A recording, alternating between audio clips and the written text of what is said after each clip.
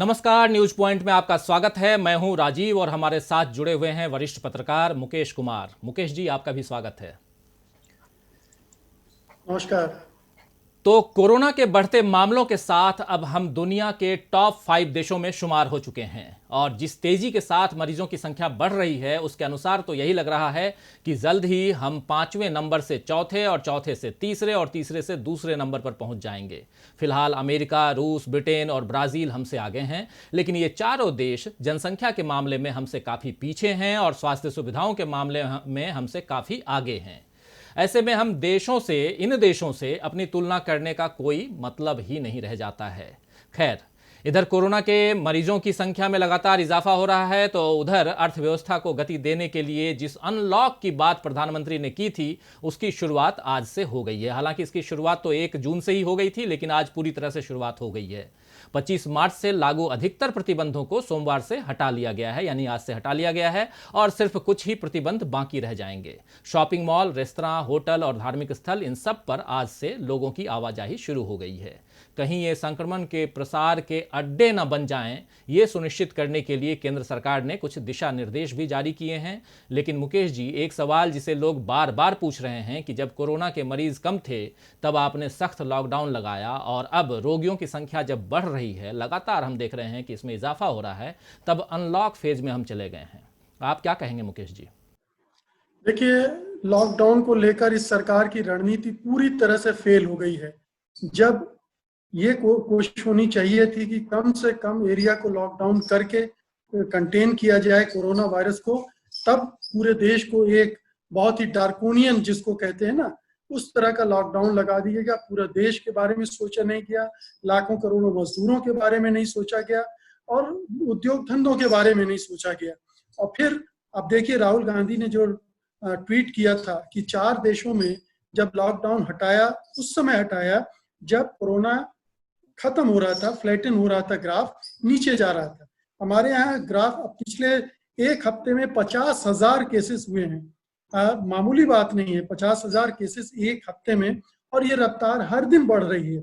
ये आशंका जाहिर की जा रही है कि जुलाई अगस्त में ये पीक पर होगा, यानी हर दिन आपको 25-30 हजार संक्रमण के मामले मिलेंगे और पूरा देश इससे त्रस्त होगा, क्योंकि जगह हमारे पास इंफ्रास्ट्रक्चर नहीं है, हेल्थ सिस्टम नहीं है, डॉक्टर्स नहीं है, नर्सेज नहीं है। दिल्ली में जब ये मारामारी हो रही है कि केजरीवाल साहब कह रहे हैं कि अब दिल्ली के अस्पतालों में दिल्ली वालों भर का इलाज होगा, तो आप सोचिए देश भर में क्या होगा। देश की राजधानी में ये दुर्दशा अभी है, 1 महीने 1.5 महीने बाद क्या होने वाला है। तो ये लॉकडाउन बिल्कुल पॉलिसी फेल हो गई, गलत समय पर इसको अनलॉक किया जा रहा है।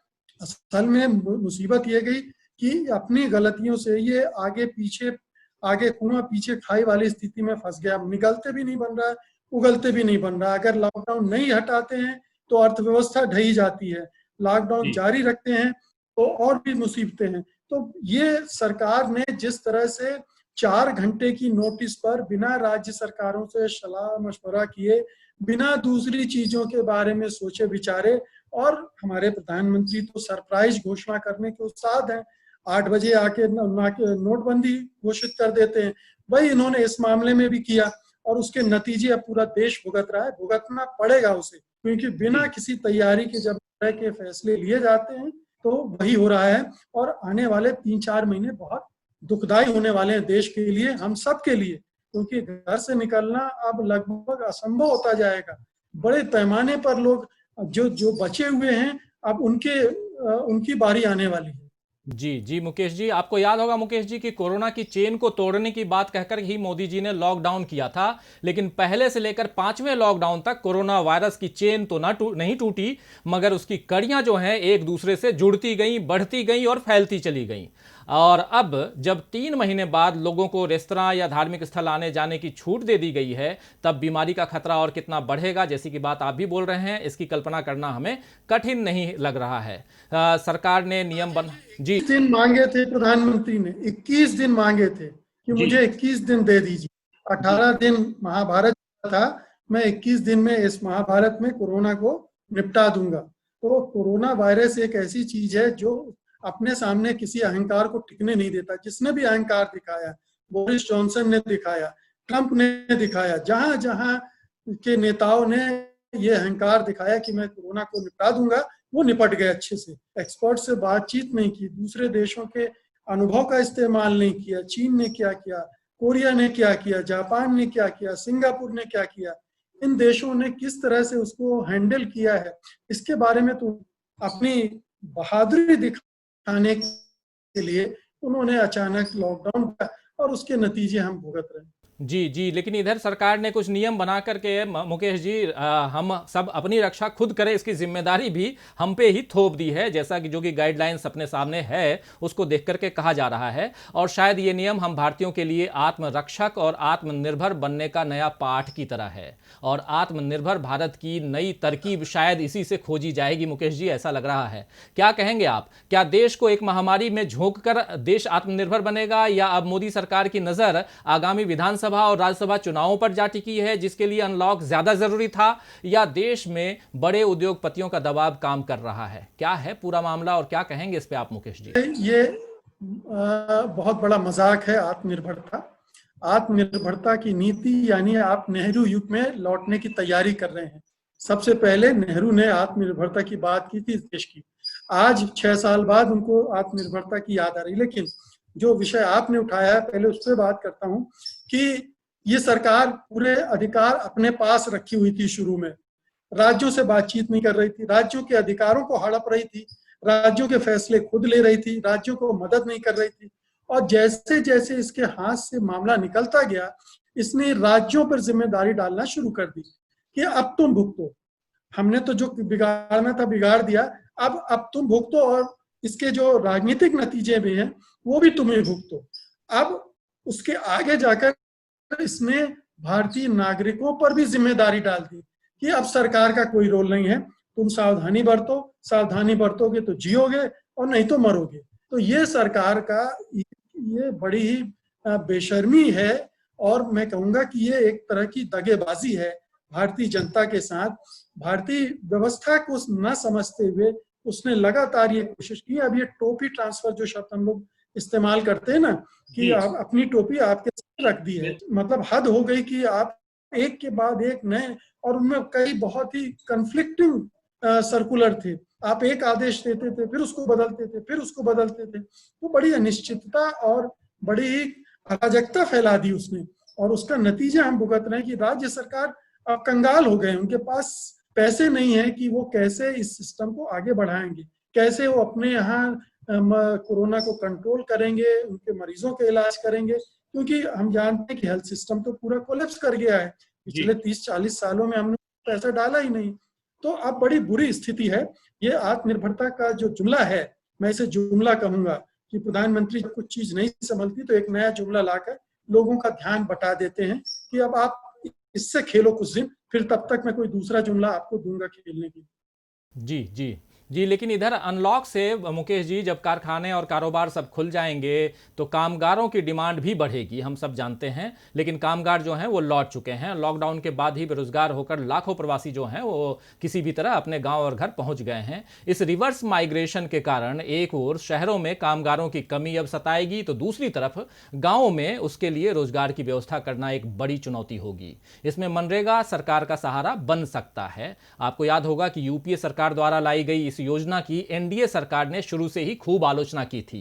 प्रधानमंत्री नरेंद्र मोदी ने इसे विफलता का स्मारक कहा था, आपको याद होगा। लेकिन पिछले 6 सालों में सरकार इस योजना से किनारा नहीं कर पाई है, और अब तो उसके राहत पैकेज में मनरेगा को शामिल कर लिया गया है। आज कांग्रेस अध्यक्ष सोनिया गांधी ने भी अपने एक लेख में लिखा है कि यह जमीनी स्तर पर मांग द्वारा संचालित और काम का अधिकार देने वाली योजना है, जो अद्भुत है, और इसका उद्देश्य है कि गरीबी मिटाई जा सके।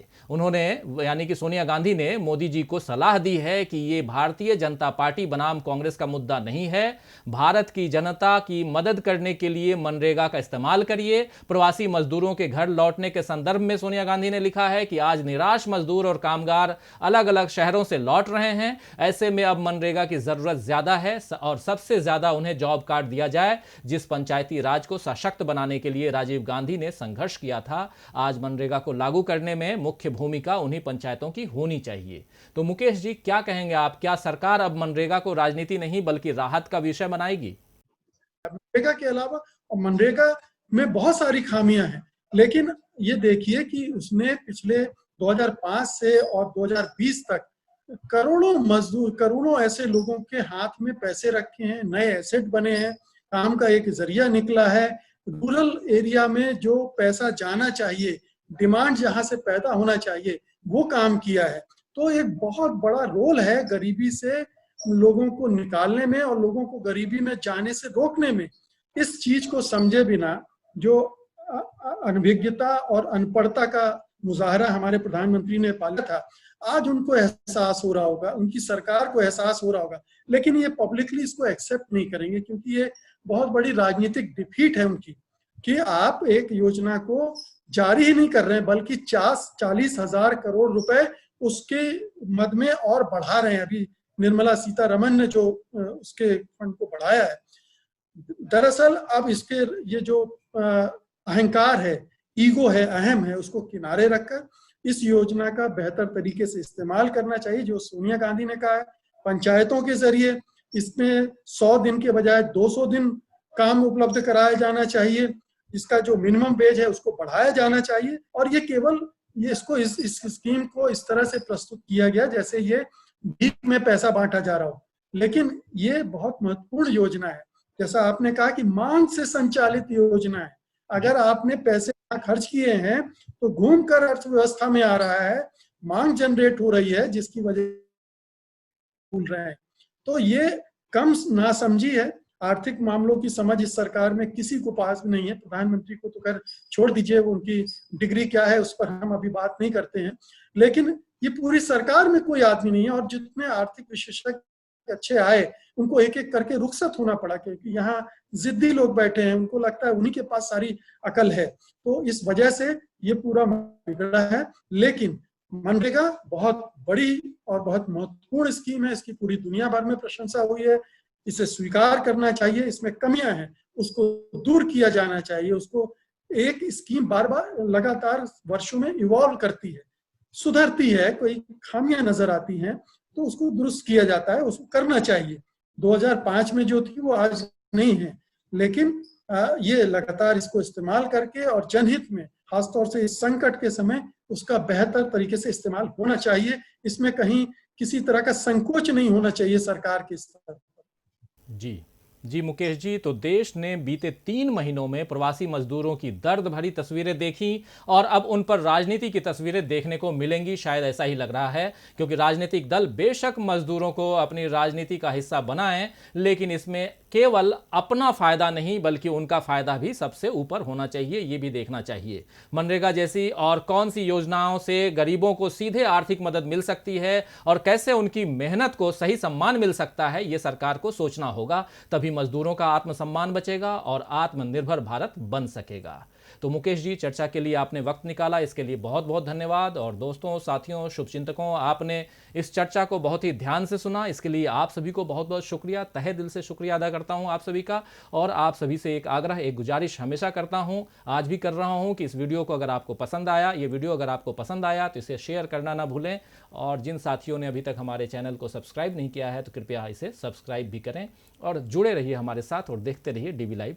नमस्कार।